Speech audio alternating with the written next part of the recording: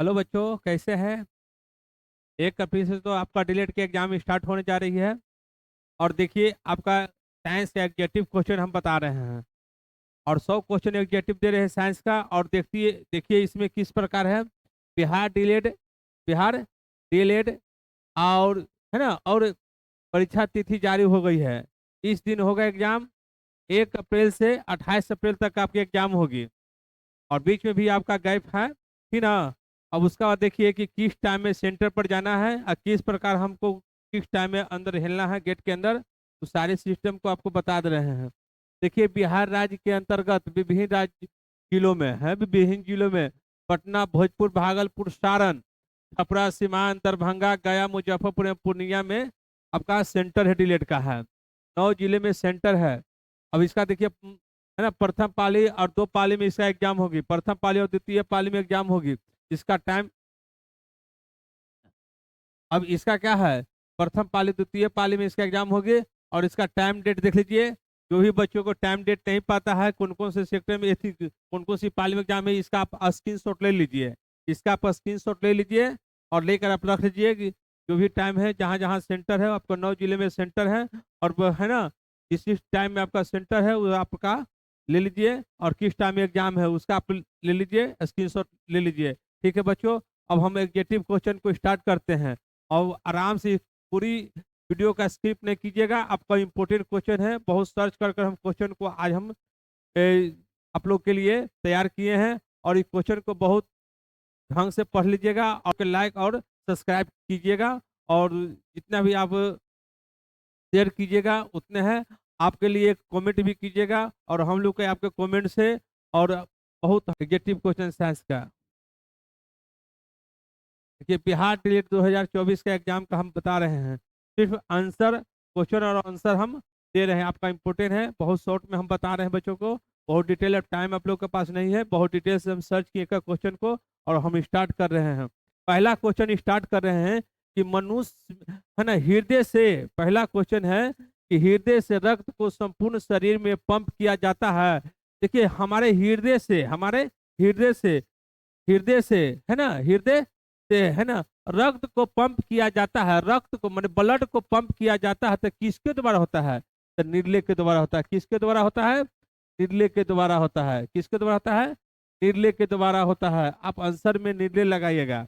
यदि हृदय से क्वेश्चन पूछे कि रक्त को पंप किया जाता है तो किसके द्वारा होता है, निर्ले द्वारा होता है। किसके द्वारा होता है, निर्ले के द्वारा होता है। याद रखेगा, निर्ले के द्वारा होता है, निर्ले के द्वारा होता है। किसके, है ना, हृदय से रक्त को पंप किया किया जाता है या शरीर के पंप किया जाता है, शरीर में पंप किया जाता है तो किसके द्वारा होता है, तो निर्ले के द्वारा होता है। इस क्वेश्चन को समझिए। पंप की बात आ जाएगी कि हृदय से रक्त को है ना पंप किया जाता है, रक्त को संपूर्ण पंप किया जाता है किसके द्वारा, है ना, निर्ले द्वारा पंप किया जाता है। किस किया जाता है। चलते हैं अब दूसरा क्वेश्चन में चलते हैं। दूसरा क्वेश्चन पूछ रहा है क्या कि पौधे में सुवसन होता है। पौधे में सुवसन, जैसे हम लोग मानव में सुवसन, है ना, मानव में सुवसन। यदि पूछ रहा है कि पौधे में सुवसन, तो पौधे में सुवसन किसको द्वारा होता है, तो जड़ द्वारा। देखिए, जड़ द्वारा, पत्ती द्वारा, तना द्वारा। जड़, पत्ती और तना द्वारा। जड़ में सुवसन होता है किसके द्वारा होता है, तो पत्ती द्वारा, जड़ द्वारा, पत्ती द्वारा और तना द्वारा होता है। यही क्वेश्चन को पूछ दे कि मानव में श्वसन किस अंग के द्वारा होता है, फेफड़े द्वारा लिखिएगा, है ना, फेफड़े द्वारा होता है। मानव में श्वसन किसके द्वारा होता है, फेफड़े के द्वारा होता है। लेकिन यहाँ पौधे में पूछा जा रहा है क्या, किसमें पूछा जा रहा है, दूसरा नंबर में पौधे द्वारा पूछा जाता है कि पौधे में श्वसन होता है।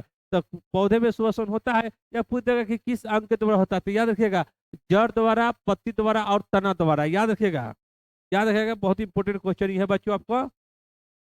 एक लाइक आपका एक मोटिवेशनल हम लोग को आगे बढ़ाता है और कमेंट करते रहिएगा और इस क्वेश्चन को शेयर भी करते रहिएगा। चलिए, अगला क्वेश्चन पूछता है कि हीमोग्लोबिन, है ना, हीमोग्लोबिन।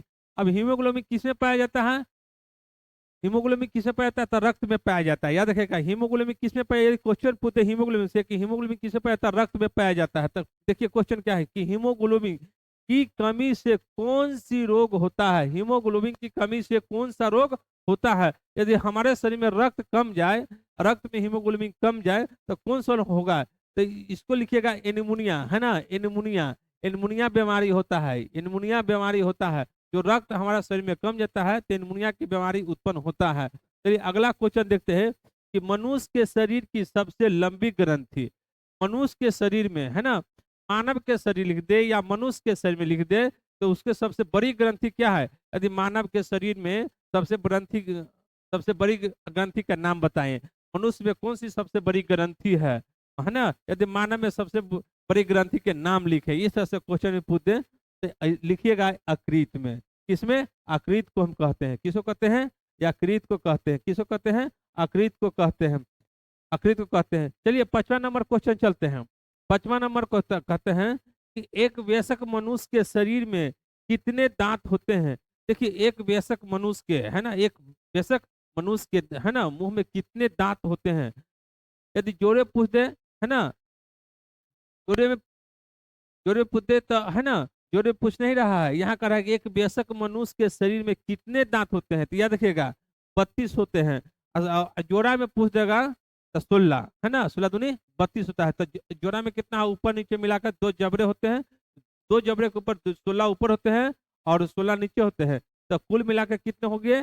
32 दांत हो गए। एक है ना व्यस्त बने सियाना है, यंग स्टेज के बहो है ना, यंग 16 ऐसे है ना, यंग स्टेज 28-25 तक के हम लोग के दांत आता है। चलिए अभी इसके आगे हम बढ़ते हैं, इसके आगे हम बढ़ते हैं। इसका स्क्रीनशॉट आप ले लीजिए, इस क्वेश्चन का स्क्रीनशॉट आप ले लीजिए। चलिए आगे बढ़ते हैं। चलिए और 6ठा नंबर क्वेश्चन से स्टार्ट करते हैं। 6ठा नंबर क्वेश्चन से हम लोग स्टार्ट करते हैं। कहा जाता है कि प्रकाश संश्लेषण होता है, प्रकाश संश्लेषण होता है। तो देखिए अब लिखा रहेगा कि रात में कि दिन में कि अंधेरा में है ना कि प्रकाश में। तो सोचिए कि प्रकाश में यदि रहेगा तो सही है, प्रकाश भी हो सकता है इसका आंसर। और यदि आंसर में इसका लिखा हुआ दिन में, तो दिन में क्या होता है? प्रकाश होता है। दिन में क्या होता है? प्रकाश होता है। तो फिर से क्वेश्चन, प्रकाश संश्लेषण होता है तो यदि प्रकाश में लिख सकता, प्रकाश में टिक लगाइएगा है ना, है ना, प्रकाश में टिक लगाइएगा। किस में लगाइएगा? प्रकाश। यदि प्रकाश में ऑप्शन में दिया रहेगा तो प्रकाश में टिक लगाइएगा। यदि दिन में लिखा हुआ रहेगा तो दिन में टिक लगाइएगा। प्रकाश सन यदि है ना, प्रकाश सन होता है तो क्या होता है? दिन में। आंसर इसका दिन में है। यदि दिन के जगह पर प्रकाश लिख दे कि प्रकाश में, तो प्रकाश में लिखिएगा आंसर, प्रकाश में टिक लगाइएगा। चलिए आगे बढ़ते हैं कि मानव शरीर में हृदय है ना घिरा हुआ है ना, क्या होता है? मानव में शरीर है ना, मानव शरीर में हृदय घिरा होता है तो पेरिकोडियम से है ना, पेरिकोडियम से। पेरिकोडियम की एक झिल्ली होती है हमारे, उससे क्या होता है? घिरा हुआ रहता है हृदय है ना, क्या होता है? घिरा हुआ था पेरिकोडियम से है ना, पेरिकोडियम से। इसका आंसर मारिएगा पेरिकोडियम।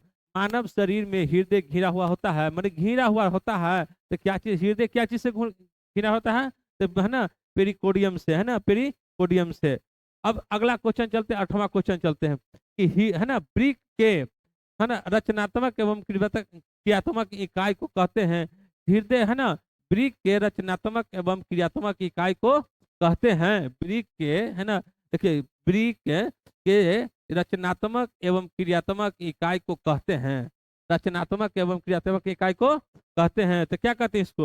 नेफ्रॉन कहते हैं। याद रखेगा नेफ्रॉन, क्या कहते हैं इसको? नेफ्रॉन। एक ब्रिक में पता है कि रक्त में ऑक्सीजन का वाहन होता है, रक्त में ऑक्सीजन का वाहन होता है, रक्त में ऑक्सीजन का वाहन होता है तो किसके द्वारा होता है? तो है ना हीमोग्लोबिन के द्वारा होता है। क्या है?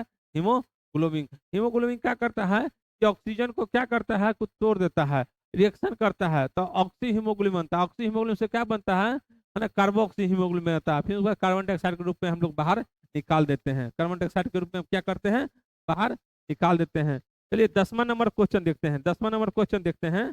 10 नंबर क्वेश्चन देखते हैं कि ग्लूकोज का विखंडन, देखिए ग्लूकोज का विखंडन पायरुवेट में होता है।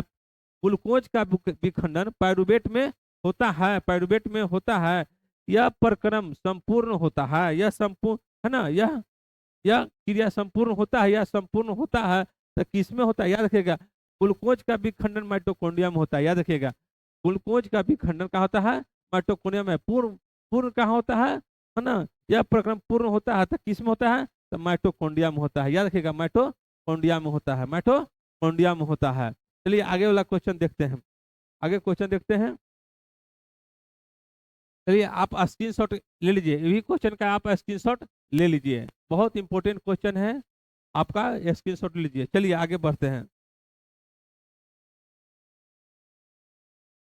चलिए 11 से स्टार्ट करते हैं, 11 से स्टार्ट करते हैं क्वेश्चन। क्वेश्चन को बहुत बारीक से समझिए, खूब अच्छे से समझिए, कोई दिक्कत नहीं है, जितने भी आराम से पढ़ा रहे हैं बहुत अच्छे हैं। कल से आपका एग्जाम 1 अप्रैल से आपका क्या है, एग्जाम है। उस एग्जाम के लिए आपको बहुत भी इंपॉर्टेंट क्वेश्चन दे रहे हैं साइंस चैप्टर का। क्या दे रहे हैं, साइंस चैप्टर का दे रहे हैं, आप इस पे बहुत ध्यान से देखिए। कहता है कि मनुष्य के शरीर की सबसे बड़ी ग्रंथि, मनुष्य की है ना सबसे बड़ी ग्रंथि, है ना, मनुष्य के शरीर की सबसे बड़ी ग्रंथि, मनुष्य के शरीर की सबसे बड़ी ग्रंथि, है ना, मनुष्य के शरीर के सबसे बड़ी ग्रंथि।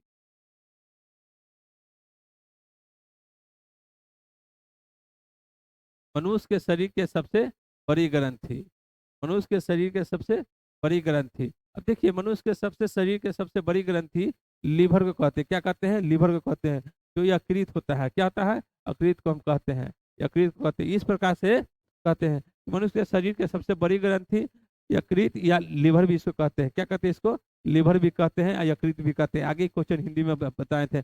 अमीवा में भोजन का अंतग्रहण होता है, अमीवा में भोजन का अंतग्रहण होता है किसके द्वारा होता है, तो केंद्रक के द्वारा होता है। याद रखिएगा, केंद्रक के द्वारा होता है, केंद्रक के द्वारा। अमीवा भोजन का अंतग्रहण होता है किसके द्वारा होता है, केंद्रक के द्वारा होता है, केंद्रक के द्वारा होता है।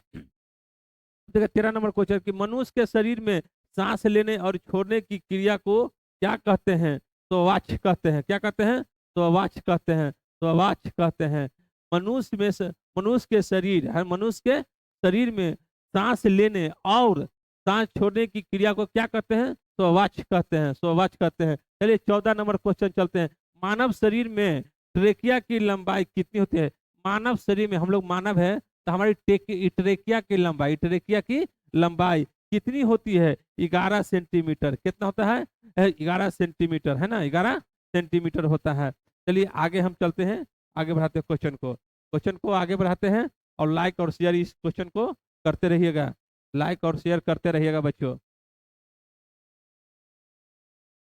चलिए आगे क्वेश्चन चलते हैं, 15 नंबर क्वेश्चन से चलते हैं, 15 नंबर क्वेश्चन से चलते हैं, 15 नंबर क्वेश्चन से चलते हैं।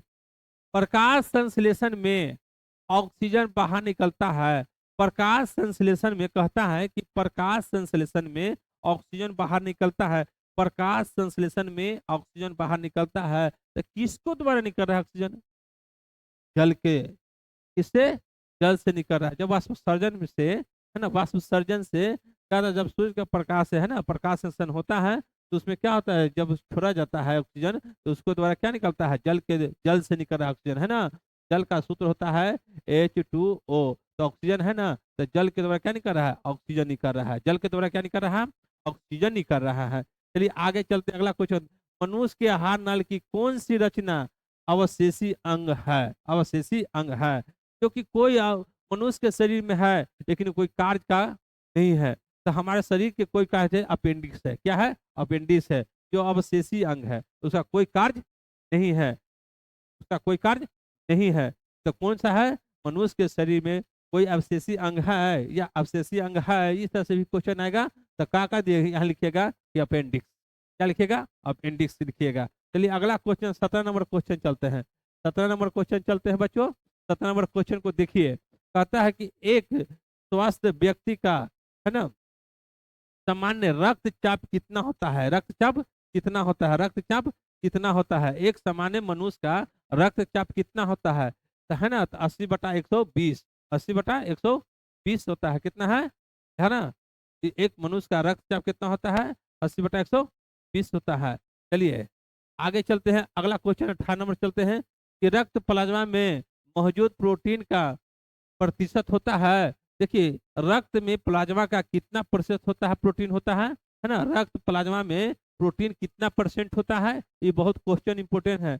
इस सात, है ना, 7% लिखिएगा, आंसर में 7% दीजिएगा, कितना दीजिएगा, 7% दीजिएगा, 7% दीजिएगा। चलिए अब लिखता है अगला 19वां नंबर क्वेश्चन चलते हैं हम लोग कि रक्त के रक्त में आयरन की कमी से होने वाले एक रोग के नाम लिखे हैं, है ना। शरीर में शरीर में जब रक्त कम जाता है, रक्त है ना, तो आयरन है ना, आयरन की कमी से कौन सा रोग होता है? एनीमोनिया होता है। क्या होता है? एनीमोनिया रोग होता है। क्या होता है? एनीमोनिया रोग होता है। क्या होता है? आयरन की कमी से कौन सा रोग होता है? एनीमोनिया का होता है, जिसको कहते हैं हम लोग हीमोग्लोबिन कहते हैं। क्या कहते हैं? हीमोग्लोबिन कहते हैं। उस हीमोग्लोबिन की कम से क्या होता है? एनीमोनिया होता है, या आयरन आप उसको भी कह सकते हैं। आयरन की कमी से कौन सा रोग होता है? एनीमोनिया रोग होता है। चलिए आगे बढ़ते हैं क्वेश्चन। इसका स्क्रीनशॉट आप ले लीजिए बच्चों, इसका स्क्रीनशॉट ले लीजिए, इसका स्क्रीनशॉट ले लीजिए। डीएलएड का बहुत इंपॉर्टेंट क्वेश्चन बता रहे हैं, आप इसका स्क्रीनशॉट ले लीजिए। चलिए आगे चलते हैं, 21 नंबर से चलते हैं, 21 नंबर से फिर हम लेते हैं। चलिए अगला क्वेश्चन देख लीजिए, 21 नंबर से क्वेश्चन देख लीजिए। आप जितने भी इसको शेयर कीजिए बच्चों, जितने भी शेयर कीजिए, और सभी के पास ये है शेयर कीजिए। और इसका एक बार क्वेश्चन को साइंस को देख लीजिएगा। पूरी हम साइंस का, फिजिक्स, केमिस्ट्री, बायोलॉजी का हम आपका एग्जेक्टिव क्वेश्चन दे रहे हैं बच्चों। आपका डिलीट के लिए सबसे इंपॉर्टेंट क्वेश्चन है ना, वीवीआई इंपॉर्टेंट क्वेश्चन है। ये क्वेश्चन को हम दे रहे हैं। अब हम ज्यादा क्वेश्चन नहीं दे रहे हैं, बहुत शॉर्ट में क्वेश्चन दे रहे हैं। आपका मेन मेन इंपॉर्टेंट क्वेश्चन है, हम लोग चूज करके दिए हैं। अब इसको जितना लाइक और शेयर कीजिए, भाई के लिए एगो सब्सक्राइब भी कर दीजिएगा, ठीक ना, और लाइक भी कर दीजिएगा। और जो भी कमेंट में जो लिखना है आप कमेंट कर सकते हैं। आपका कमेंट करने से हमारी हौसला और हम मोटिवेट होते हैं। अब बच्चों कमेंट भी कीजिए। चलिए आगे हम चलते हैं।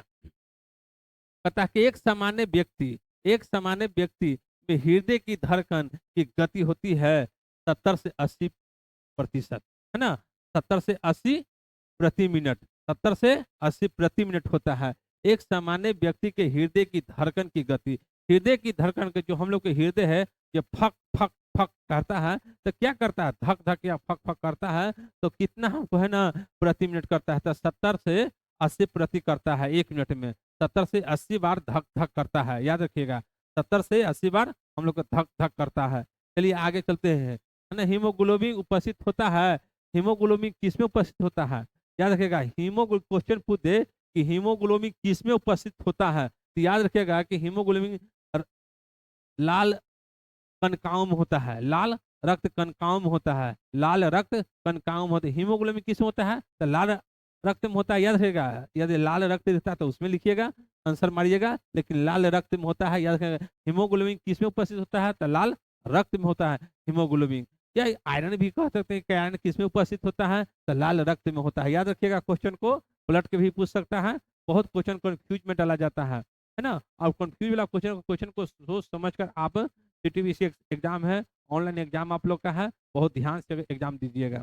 चलिए अगला चलते, 23 नंबर क्वेश्चन चलते हैं कि श्वेत रक्त कणिकाओं का घटक कौन सा घटक एंटीबायोटिक का स्राव करता है ना। तो लिम्फोसाइट। लिम्फोसाइट क्या है कि श्वेत रक्त में पाया जाता है, वो क्या करता है? जीव जीवाणु वायरस को क्या करता है? मारने का काम करता है, जो है ना, श्वेत रक्त में होता है। तो कौन सा होता है? कभी कभी देखते हैं कि हमको खिला देता है, खिलाने के बाद कुछ बहुत सा ऐसा बीमारी या घाव बहुत ज्यादा होता है ना, उसको उत्पन्न होता, अल्सर टाइप का होता है, घाव बहुत जख्म होता है, तो ये एंटीबायोटिक का काम करता है। तुरंत हम लोग क्या होता है? लिम्फोसाइट क्या करता है? लिम्फोसाइट कार्य करता है। कौन करता है? लिम्फोसाइट कार्य करता है। चलिए अगला चलते हैं क्वेश्चन, 24 नंबर क्वेश्चन चलते हैं। टेस्टोरॉन स्रावित होता है, टेस्टोरॉन देखिए, टेस्टोरॉन किससे स्रावित होता है? तो वृष्ण से, है ना, वृष्ण से। पुरुष में टेस्टोरॉन किस में पाया जाता है? यदि पूछे कि टेस्टोरॉन हार्मोन किस में पाया जाता है, तो पुरुष में पाया जाता है। तो इसका स्राव कहाँ से होता है? तो वृष्ण से होता है। क्वेश्चन को याद रखिएगा कि टेस्टोरॉन स्रावित होता है, टेस्टोरॉन किस में पाया जाता है। क्वेश्चन यदि पूछे कि टेस्टोरॉन किस में पाया जाता है, तो पुरुष में पाया जाता है। तो टेस्टोरॉन का स्राव कहाँ से होता है ना। तो टेस्टोरॉन का स्राव है ना, स्रावित होता है, टेस्टोरॉन स्रावित होता है। तो टेस्टोरॉन कहाँ से स्रावित होता है? तो वृष्ण से होता है। क्या होता है? वृष्ण से टेस्टोरॉन का स्राव होता है बच्चों, टेस्टोरॉन वृष्ण से स्राव होता है। चलिए अगला क्वेश्चन देखते हैं, 26 नंबर क्वेश्चन 25 नंबर क्वेश्चन देखते हैं। 25 नंबर में क्या है कि है ना, बर्थ हार्मोन कहाँ पाया जाता है ना, है ना। बर्थ हार्मोन कहाँ पाया जाता है? बर्थ हार्मोन याद रखिएगा, बर्थ हार्मोन कहाँ है ना पाया है, कहाँ बर्थ हार्मोन कहाँ जाता है? तो क्या है? है ना, ऑक्सीजन, है ना, ऑक्सीजन को कहते हैं, क्या कहते हैं? ऑक्सीजन को कहते हैं। बर्थ हार्मोन किसको कहते हैं? है ना, ऑक्सीजन को कहते हैं। माने हमको जीवन के चलाने के लिए सबसे क्या है, ऑक्सीजन की, ऑक्सीजन हो के जरूरी होता है, क्या होता है, ऑक्सीजन के जरूरी होता है।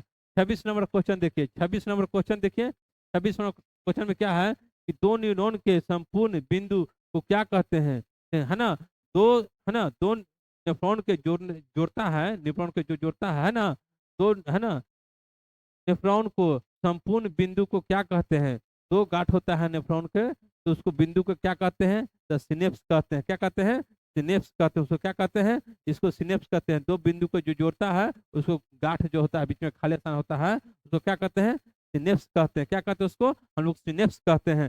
चलिए आगे चलते हैं, आगे वाला क्वेश्चन देखिए, आगे चलते हैं क्वेश्चन को आगे चलते हैं। 27 नंबर क्वेश्चन से चलते हैं। 27 नंबर क्वेश्चन में है क्या, चलिए 27 नंबर क्वेश्चन से चलते हैं कि अंडाणु निषेचित होता है, अंडाणु निषेचित होता है, देखिए अंडाणु स्त्री में पाया जाता है, अंडाणु कहाँ पाया जाता है, स्त्री में पाया जाता है। तो वो निषेचित कहाँ से होता है, निषेचन उसके कहाँ से होता है, किससे होता है, तो फ्लोपियन नली में होता है, क्या होता है, फ्लोपियन नली में होता है अंडाणु, है ना, अंडाणु निषेचित होता है। देखिए क्वेश्चन तब समझिए, क्वेश्चन को एक एक चीज को समझिए कि अंडाणु निषेचित होता है तो कहाँ होता है, फ्लोपियन नली में होता है, क्या होता है, फ्लोपियन नली में होता है। अंडाणु निषेचित कहाँ होता है, फ्लोपियन नली में होता है। इसको याद करें, अंडाणु कहाँ निषेचित हो, अंडाणु किसमें पाया जाता है, स्त्री में पाया जाता है, अंडाणु किसमें पाया जाता है, स्त्री में पाया जाता है। जब अंडाणु को निषेचन कहाँ होता है, शुक्राणुओं से, तो कहाँ होता है, तो फ्लोपियन नली में होता है, नलका में होता है, फ्लोपी नलका का यह नली में होता है, ठीक ना, कोई दिक्कत नहीं है। चलिए आगे हम चलते हैं, आगे क्वेश्चन को चलते हैं कि पुष्प का नर भाग है, पुष्प का नर भाग माने पौधे में पुष्प पाया जाता है, उसका नर भाग को क्या कहते हैं, बहुत सा पुकेसर है, पंखुड़ी है, बहुत सा है ना, वर्तिका है, वर्तिकाग्र पाया जाता है। तो पुष्प का नर भाग को क्या कहते हैं, पुमंग कहते हैं, याद रहेगा, पुमंग, है ना, पुकेसर, है ना, पुमंग उसको कहते हैं, क्या कहते हैं, पुमंग कहते हैं, क्या कहते हैं उसको, पुमंग कहते हैं, क्या कहते हैं उसको, पुमंग कहते हैं। नर युग्मक है, देखिए अगला क्वेश्चन है ना, 29 नंबर क्वेश्चन कि नर युग्मक है, तो नर में क्या होता है, नर युग्मक को क्या कहते हैं, शुक्राणु कहते हैं, नर युग्मक को क्या कहता है, शुक्राणु कहते हैं, क्या कहते हैं, शुक्राणु कहते हैं। नर युग्मक को क्या कहते हैं, शुक्राणु कहते हैं, क्या कहते हैं, शुक्राणु कहते हैं, क्या कहते हैं, शुक्राणु कहते हैं। चलिए अगला क्वेश्चन देखिए, 30 नंबर क्वेश्चन चलते हैं। 30 नंबर क्वेश्चन में देखिए कि मनुष्य के युग्मक में गुणसूत्रों की संख्या कितनी होती है, मनुष्य में युग्मक है ना, गुणसूत्रों की संख्या कितनी होती है ना, मनुष्य में, तो देखिए जोड़ा में 23 गो होता है, यदि जोड़ा में पूछ देता है तो कितना होता है, 23 होता है ना, क्या होता है, 23 गो होता है ना, लेकिन सिंगल में कितना होता है ना, 46 गो होता है, कितना होता है, 46 गो होता है। क्वेश्चन देखिए कि मनुष्य में युग्मकों की गुणसूत्रों की संख्या कितना होता है, तो 46 गो होता है। संख्या पूछेगा तो 46 लिखिएगा, संख्या में पूछेगा तो 46 लिखिएगा, और जोड़े में कहेगा तो वहां लिखिएगा, है ना, 23 जोड़े लिखिएगा, 23 जोड़ा में टिक लगाइएगा, एकदम ध्यान दीजिएगा, है ना, ये मनुष्य में गुणसूत्र पाया जाता है एक्स और वाई पाया जाता है, और स्त्री में गुणसूत्र क्या होता है, एक्स एक्स पाया जाता है, एक्स एक्स पाया जाता है, एक्स एक्स का पाया जाता है। इसको कहते हैं नर कहते हैं, और इसको मादा कहते हैं, क्या कहते हैं, मादा कहते हैं। एक्स वाई को नर कहते हैं और एक्स एक्स को मादा कहते हैं। तो यह कह रहा है कि मनुष्य में युग्मकों की गुणसूत्रों की संख्या पूछ रहा है, तो 46 लिखिएगा, संख्या कितना है, 46 है। यदि जोड़ा में पूछ देता है तो 23 गो, और यदि ऑटोसोम पूछता है कि ऑटोसोम कितना इसमें होता है, तो एक जोड़ा लिखिएगा, ऑटोसोम क्या होता है, एक जोड़ा होता है, ऑटोसोम कितना होता है, एक जोड़ा होता है। चलिए आगे चलते हैं, कुछ क्वेश्चन को बढ़ाते हैं। पौधे में पौधे में निषेचन के उपरांत बीज विकसित होता है, यदि पौधे में निषेचन होता है ना, क्या होता है, पौधे में निषेचन होता है ना, उभरी में क्या होता है, निषेचन होता है, तो क्या होता है, बीजांड में होता है, क्या होता है, बीजांड में होता है, क्या होता है, बीजांड में। क्वेश्चन को फिर से समझिए कि पौधे में निषेचन के उपरांत जब निषेचन हो जाता है उसके बाद देखिए क्या होता है, बीज विकसित होता है, बीज विकसित होता है तो कहाँ होता है, यह देखिए यहाँ पर ही बीजांड में, जो है ना, बीजांड होता है पंखुड़ी के ऊपर, जो बीजांड होता है पंखुड़ी सबसे नीचे भाग होता है, उसी में होता है ना, उसी में गोल होता है, इस प्रकार से गोल होता है, यही बीजांड होता है ना, क्या होता है, इसी बीजांड होता है, इसी तरह से इसका क्या होता है, बीजांड होता है। चलिए आगे बढ़ते हैं। मानव में, है ना, मानव में मासिक चक्र की अवधि कितना होता है? अरे स्त्री है या मानव है ना? तब स्त्री में मासिक चक्र की अवधि कितना होता है? याद रखिएगा, मासिक चक्र का अवधि कितना होता है? 28 से समथिंग 30 दिन होता है। 28 से 30 दिन। यदि 28 से 30 दिन होता है तब कोई दिक्कत नहीं, ठीक है। यदि 28 दिन क्वेश्चन में आंसर में आ रहा है तो 28 दिन टिक लगाइएगा। यदि 28 से 30 दिन आता है तो ये भी सही हो सकता है। 28 से है ना, मानव में मासिक चक्र है ना, मासिक चक्र या राजोवृत्ति कहते हैं या राजो धर्म कहते हैं या माही कहते हैं, बहुत तरह से इसका है ना करते हैं। तो अवधि कितना होता है? 28 से 30 दिन। यदि क्वेश्चन में 30 दिन रहते हैं 30 दिन में टिक लगाइएगा। यदि 28 से तो 28 में टिक लगाएगा। यदि क्वेश्चन में लिखा होगा 28 से 30 दिन तो 28 से 30 दिन में टिक लगाइएगा। 3 आंसर दिए हैं, इस ऑप्शन को समझिएगा, इस ऑप्शन को समझिएगा। मनुष्य में निषेचन की क्रिया कहाँ संपूर्ण होती है? मनुष्य में देखिए, मनुष्य में निषेचन की क्रिया कहाँ संपन्न होती है ना? मैंने स्त्री में निषेचन की संख्या कहाँ? तो देखिए अंडा वाहिनी में होता है। कहाँ होता है? अंडा, है ना, अंडा वाहनकाओं में, अंडा वाहनकाओं में। निषेचन की क्रिया फ्लोपियन नली में होता है ना, ओवरी में होता है ना। देखिए तो ये अंडा वाहन में टिक लगाइएगा, अंडा वाहन में टिक लगाइएगा 33 नंबर क्वेश्चन को। चलिए 34 नंबर क्वेश्चन है कि किसी जीव की, है ना, है ना, किसी जीव की जीव किसी जीव की किसी है ना किसी जीव की जीन संरचना कहलाता है, जीन संरचना कहलाता है, जीन है ना, जीन जीन संरचना लिखल गलती यहाँ पर लिखा गया है, जीन संरचना कहलाता है। तो क्या है? Genotype, genotype. किसी भी जीव की जीन संरचना कहलाता है तो क्या कहलाता है? जीनोटाइप, है ना, जीनोटाइप, जीनोटाइप इसको आंसर लगाइएगा, जीनोटाइप में आंसर लगाइएगा। जीन संरचना पूछता है उसके बारे में पूछता है तो जीनोटाइप कहिएगा। अब चलिए 35 नंबर क्वेश्चन चलते हैं। चलिए 35 नंबर क्वेश्चन को आगे बढ़ाते हैं, 35 नंबर क्वेश्चन को आगे बढ़ाते हैं ऊपर। अब आप इसका स्क्रीनशॉट ले लीजिए, आप इसका स्क्रीनशॉट ले लीजिए। चलिए बच्चों आगे बढ़ते हैं।